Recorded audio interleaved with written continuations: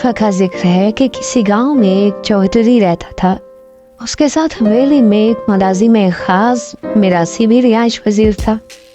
मालिक और नौकर ऐसी सुसुल वजूद कौम से ताल्लुक रखते थे जो ठहरे हुए पुरसुकून मिजाज की मालिक थी और आज का काम कल पर छोड़ने की आदी थी। एक दिन चौधरी पकौड़े खाने के बाद अखबार से बने लिफाफे के मुताले में मसरूफ था कि उसने खबर पड़ी कि महकमा ज़राअत ने जदीद पैवंदकारी के जरिए गन्नों का ऐसा बीज ईजाद किया है जो दुगनी फसल देता है। चौधरी ने मुलाजमीन को इकट्ठा करके नए बीज के मुतल्लिक सलाह मशवरा शुरू कर दिया।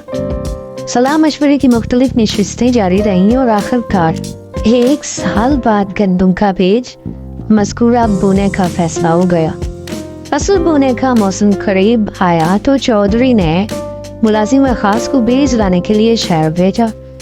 मिरासी लारी पर तवील सफर तय करके शहर पहुंचा तो थकावट से चूर था। वो शहर में अपने एक अजीज के घर गया ताकि चंद दिन आराम करके सफर की थकावट दूर करे और बीज खरीद कर वापसी का कसद करे।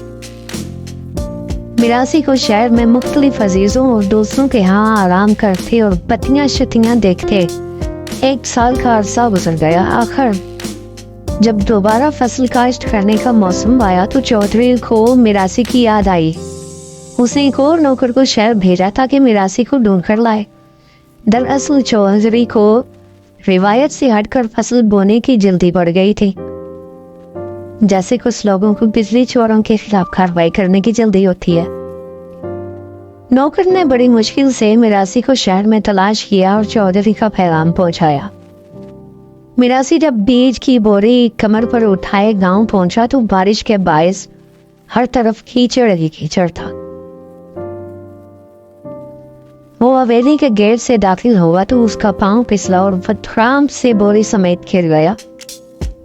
बोरी फट गई और सारा बीज कीचड़ में बिखर गया।